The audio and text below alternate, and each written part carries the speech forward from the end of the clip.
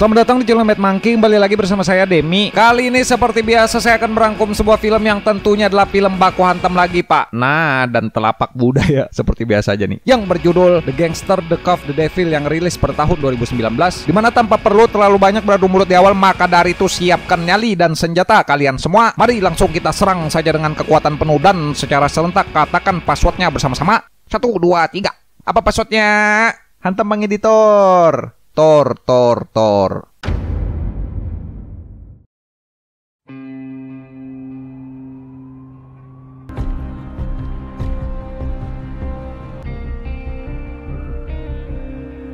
Film dibuka dengan memperlihatkan seseorang yang sedang mengendarai sedan putihnya mengikuti mobil di depan yang entah sengaja atau tidak ia pun menabrak bemper belakang mobil depan dan membuat pemilik sedan hitam turun, sehingga akibat tidak terima mobilnya ditabrak, pria itu pun lantas memotret plat sebagai barang bukti laporan. Namun tiba-tiba orang misterius itu malah menusuk pria tersebut dengan pisau secara brutal. 괜찮으세요?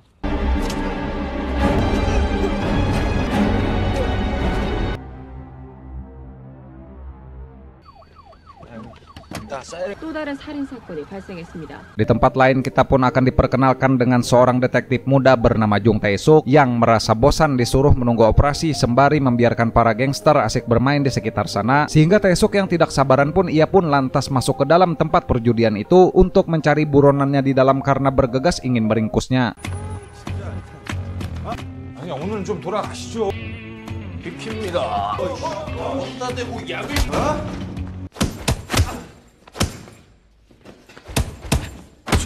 형님.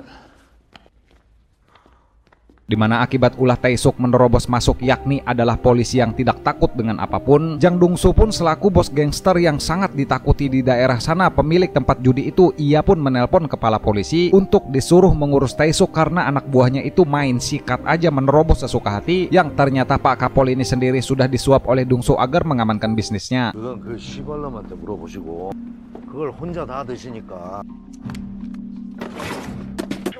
현장 가는 중입니다. 끊어요.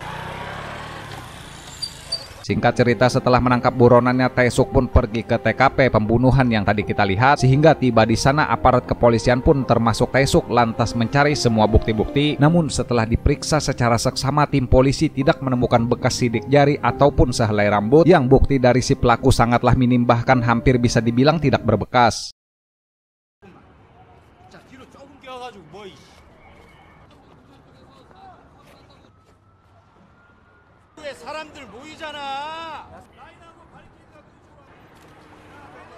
Setelah berpikir sejenak, Tae-suk pun melihat sebuah kejanggalan pada bemper belakang mobil korban, yang bemper tersebut seperti baru ditabrak, sehingga Tae-suk pun langsung memotonya. Dimana di tempat lain kita pun akan melihat Dong-su yang sedang menemui mitra gangsternya bernama Sang-do yang serakah ingin meminta bagian besar dari wilayah kekuasaan gangsternya Dong-su. 기계랑 기술자는 공유한다.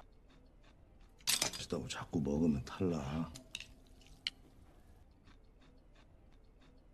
Akibat hal tersebut, anak buah Dong-su pun marah hingga membuat perkelahian kecil di antara mereka, sehingga Dong-su pun memperingati anak buahnya untuk bersikap sopan di depan para bos, yang menghajar keduanya sambil berkata, "Perbaikilah attitude dan sopan santun kalian," yang kemudian mencabut gigi bawahan Sang-do yang hanya dengan menggunakan tangan kosong beliau. 그래서 대놓고 뭐. 일로 와.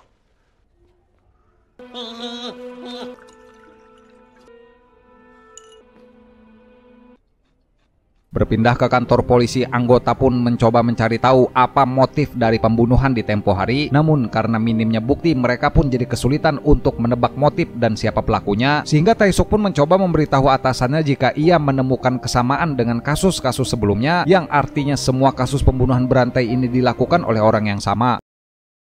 깊이나 폭을 보면 그중 절반이 동일범이란 얘긴데 이거 살인 사건이 무슨 굴비야? Dimana Tae-suk pun mengutarakan jika semua kasus itu berkaitan dan pelakunya pastilah hanya satu orang, karena bekas tusukan yang ditemukan di tubuh korban semuanya sama hingga bekas tabrakan di bemper mobil belakang. Namun bukti-bukti tersebut lantas tidak diterima dengan mudah oleh atasannya, yang berdalih semua itu hanyalah opini yang tidak berdasar dan hanya mengandalkan insting Tae-suk belaka. 아니, 이제 범인 좀 잡아가지고 회의 끝났대잖아. 나와. 술 안 먹었으니까 내가 운전할게. Dongsu yang di malam itu baru saja selesai makan malam bersama para anak buahnya, ia pun memutuskan untuk pulang sendiri tanpa adanya pengawalan sama sekali. Namun ketika sedang menyetir di tempat sepi, tiba-tiba saja ada seseorang yang menabraknya dari belakang, yang ternyata itu adalah si Kopet yang berpura-pura turun ingin meminta maaf.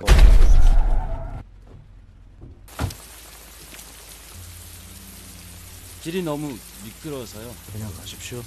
네? Ketika Dongsu menyuruh si Kopet itu untuk pergi aja mas, ini mobil nggak apa-apa, saya banyak kok punya uang. Orang itu pun tiba-tiba saja menyerang Dongsu dari belakang dengan brutal, yang terjadilah perkelahian sengit. Sehingga Dongsu yang manusia terkuat pun, ia pun membalas tusukan si Kopet dengan menikam dada kirinya, yang si Kopet itu pun kabur menabrak Dongsu yang sudah sangat kritis hingga terkapar.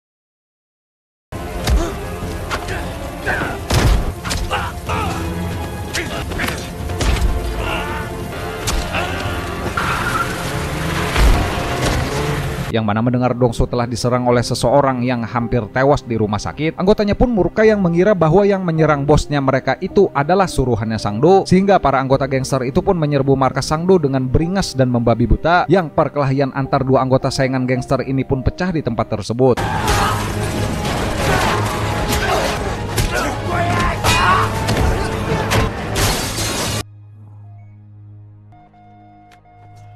우리 쪽 일하는 놈이 아니야.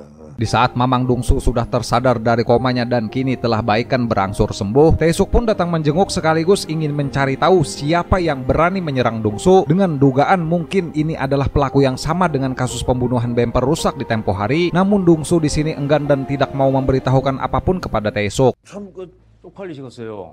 내가 잡는 게 빠를 것 같은데. 명색이 조폭 두목이신데. 말해 이 새끼야. 그지? Dimana sebagai bentuk balas dendam, Dongsu pun berniat ingin menangkap si Kopet itu sendiri, sehingga karena tidak dapat informasi, Taesuk pun mencari mobil yang dikendarai Dongsu, yang dugaan Taesuk pun rupanya benar ada bekas tabrakan mobil yang sama seperti di korban lain, yang kemudian bergegas kembali ke kantor dan bilang pada atasannya jika Dongsu ini adalah korban dari si Kopet. 아니 반장님 이거 진짜 큰 사건이. Dengan bersemangat, Taesuk pun bilang jika mereka bisa menangkap pembunuh tersebut melalui Dongsu, karena si bos gangster adalah satu-satunya korban yang masih bertahan hidup dan telah melihat wajah pelaku. Namun si bapak atasan tentu saja berkelit dan tetap tidak menghiraukan perkataannya Taesuk, karena ia tidak mau melibatkan bos gangster yang sudah memberinya uang suap. 없는 놈이라니까. 나가. Dongsu yang juga ikut terpancing rasa penasaran siapa yang berani-berani mencari ulah dengannya, Mamang pun membuat sketsa wajah si Kopet berubah untuk segera dicari dan juga ditemukan, yang saat ini masih sibuk terus saja melakukan aksinya membantai korban secara acak, hingga tiba di titik tanpa sadar ia telah menjatuhkan pisaunya saat menghabisi korban.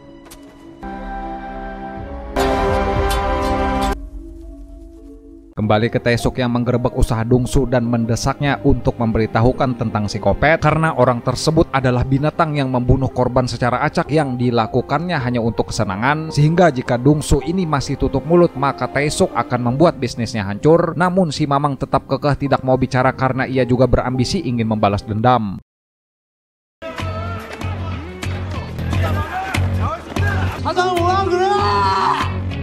장동수. 아는 대로 다 말해. 내가 그러면은 이번 건 그냥 아니 이게 뭔 개소리냐? 그게 끝이다. 분양받으려고 줄 서 있던 사람들이. Tibalah di suatu hari Dongsu pun mulai sadar jika reputasinya kini mulai hancur akibat penyerangan tempo hari, sehingga proyeknya pun terbengkalai dan banyak investornya yang ingin memutuskan mundur. Dimana ketika bawahannya menemukan barang bukti seperti mobil dan pisau yang sebelumnya digunakan si Kopet, Dongsu pun akhirnya memutuskan untuk mau bekerja sama dengan polisi. 여보세요. 뭐? 신탄진 살인 사건 알지? 거기서 그 새끼 차를 찾았거든. Yang mana Dongsu pun di sini lantas membuat kesepakatan antara mereka berdua, yaitu jika Taesuk yang lebih dulu mendapatkan si Kopet itu maka ia boleh menangkapnya dan membiarkan hidup. Namun jika Mamang Dongsu yang menemukannya lebih dulu, maka Taesuk tidak boleh ikut campur karena ia akan memutilasinya. Yang perjanjian itu pun disetujui oleh Taesuk dan pencarian pun kini dimulai. 네 눈에는 내가 경찰 안 보이냐? 깡패가 형사랑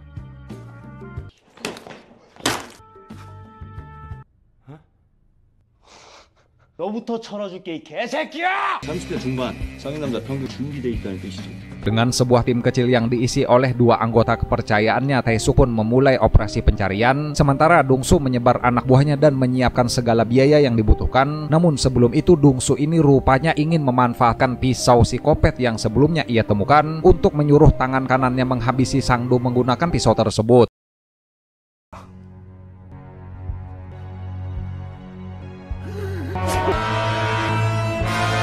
Tiba besok harinya, para anggota kepolisian pun langsung mendatangi tempat TKP, yang di sana Sang-do pun sudah tewas dengan belati yang masih menancap di lehernya. Sehingga tak lama Tae-suk pun ditelepon temannya yang anggota forensik jika di pisau tersebut terdapat DNA semua korban, yang itu membuat Tae-suk tahu jika Dong-su lah yang membunuh Sang-do. 살인 사건으로 공식 전환될 거야. 끊어봐. 야 장동수! Di mana Tae-suk pun langsung marah dan mendatangi Dong-su karena masih saja mengurus kepentingannya, yang lalu menghajar Dong-su, namun tidak bisa karena si Mamang ini jauh lebih kuat meskipun hanya pakai 1 tangan. Sehingga ketika besok Dong-su pun ikut terlihat hadir di rumah duka kematian Sang-do, yang ternyata di sana juga ada Mamang psikopat memperhatikan dengan menyamar di tengah anggota. Merasa tak membunuh dan menggunakan pisaunya yang hilang di tempo hari, psikopat pun memberitahu tangan kanannya Sang-do jika Dong-su lah yang telah menghabisi bosnya mereka. Sehingga anak buah Sang-do pun menyerbu Dong-su dan Tae-suk yang saat itu memeriksa mobil, dan baku hantam pun akhirnya terjadi. Namun meskipun hanya berdua, Dong-su dan Tae-suk ini pun berhasil menghabisi mereka semua.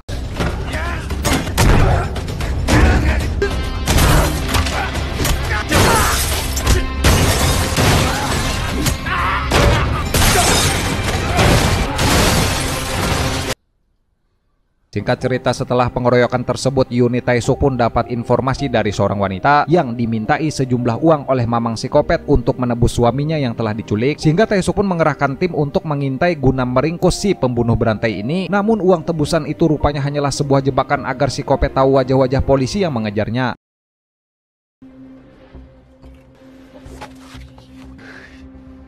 Tak sengaja memergoki psikopat yang sedang mengawasi kedai dari atap rumah seorang warga, Tae-suk pun dan timnya langsung mengejar si pembunuh berantai ini ke sana kemari hingga hahe kehabisan napas. Namun sialnya psikopat ini berhasil kabur karena rupanya larinya cepat, mungkin bekas mantan pemain bola, yang tim pun hanya bisa memeriksa bekas sidik jari dari botol minuman yang didapat dari penjual kedai.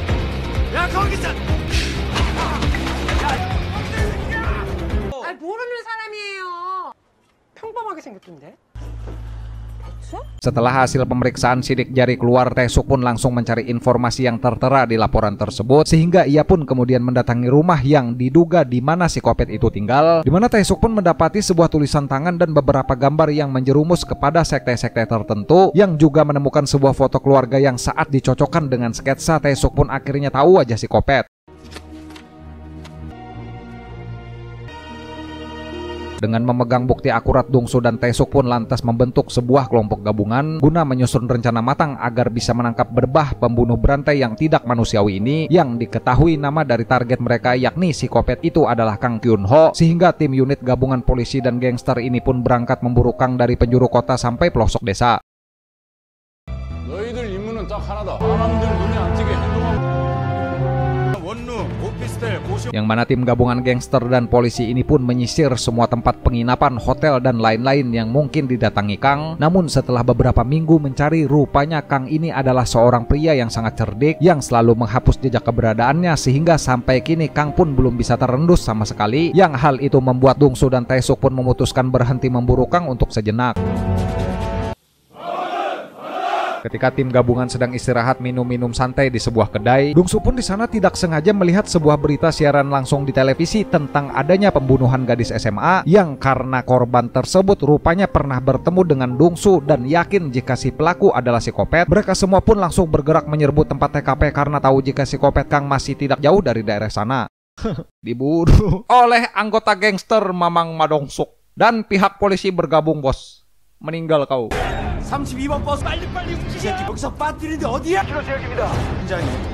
Di mana setelah mendapati kamar hotel yang sebelumnya ditempati Kang, meskipun orangnya tidak berada di sana, tim gabungan pun bersiaga bersembunyi di berbagai tempat menunggu target mereka datang. Sehingga ketika malam, Kang pun benar saja kembali dengan mengendarai mobil sedan putihnya, yang aksi kejar-kejaran tabrak-tabrakan mobil pun terjadi begitu sengit.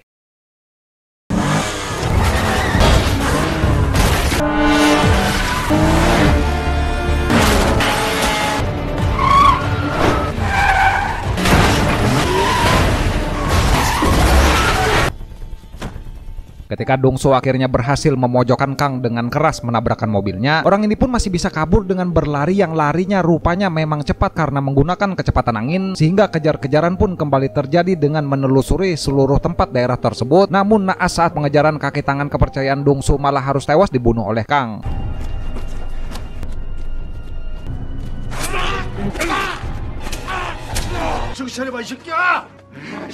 Tak ingin kehilangan si berdebah, Dongsu pun terpaksa harus meninggalkan bawahannya yang sedang sekarat, sehingga Mamang pun dengan marah mengejar Kang hingga tiba di sebuah tempat karaoke, di mana di sana Dongsu yang sudah dibuat kesal, ia pun langsung menghajar si kopet dengan mendobrak pintu tersebut yang dengan brutal memukul tembus kayu pintu hingga Kang ini pun babak belur tidak bisa bergerak.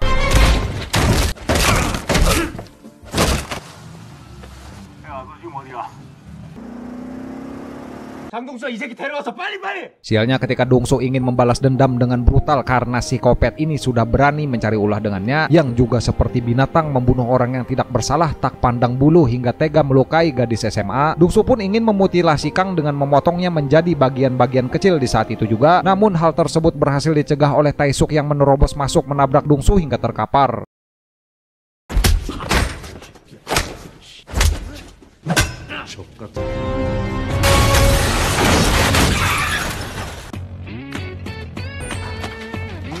Dengan bersimbah darah dan babak belur, Kang pun diseret Taesuk untuk diamankan ke kantor polisi yang akan disuruh bertanggung jawab atas ulahnya yang kejam membunuh orang secara acak. Namun sayangnya ketika di pengadilan, bukti yang polisi miliki malah tidak begitu kuat untuk memvonis Kang karena bukti tersebut didapat secara tidak langsung atau hasil kerjasama dengan para anggota gangster.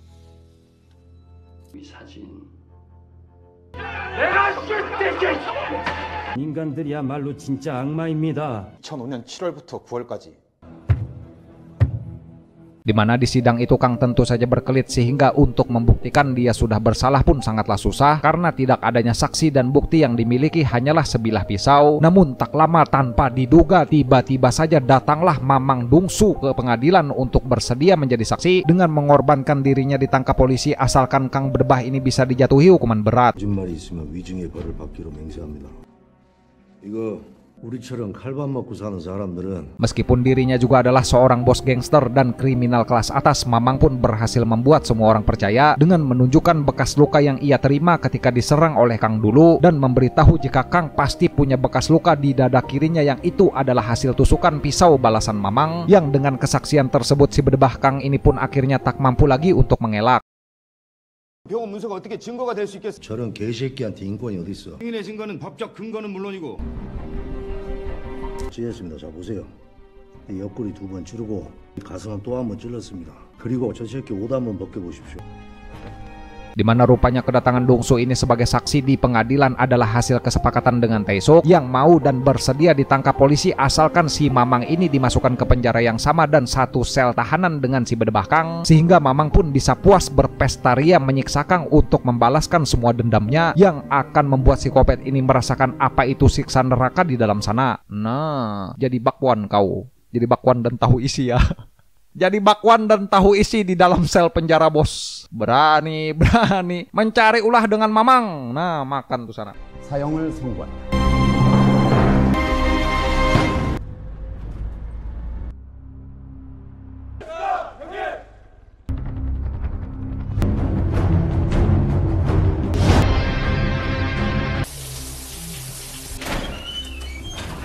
사내 셋이 목숨 걸고 게임을 했는데 Tamat, ya mungkin segini aja Pak untuk pembahasan rangkuman film Baku Hantam kali ini ya. Nanti seperti biasa kita cari film yang brutal-brutal lagi, film yang tidak takut dengan apapun Pak. Nah, dan film yang saling menempeleng lagi ya, seperti biasa aja nih. Seperti biasa nih saya mengucapin terima kasih banyak nih buat kalian yang sudah nonton, dan terima kasih banyak juga buat bapak-bapak yang sudah subscribe ke channel ini ya. Kolom komentar tersedia di bawah Pak. Silakan mengutarakan pendapat kalian tentang apapun saja di situ ya. Nah, bebas Pak. Wahai para hadirin sekalian yang berbahagia. Saya Demi selaku voiceover channel Bengis TVC Pergulutan Ulung Duniawi pamit izin kabur dulu. Jaga kekuatan tubuh masing-masing dan sampai bertemu lagi di video selanjutnya Pak. Wassalamualaikum warahmatullahi wabarakatuh.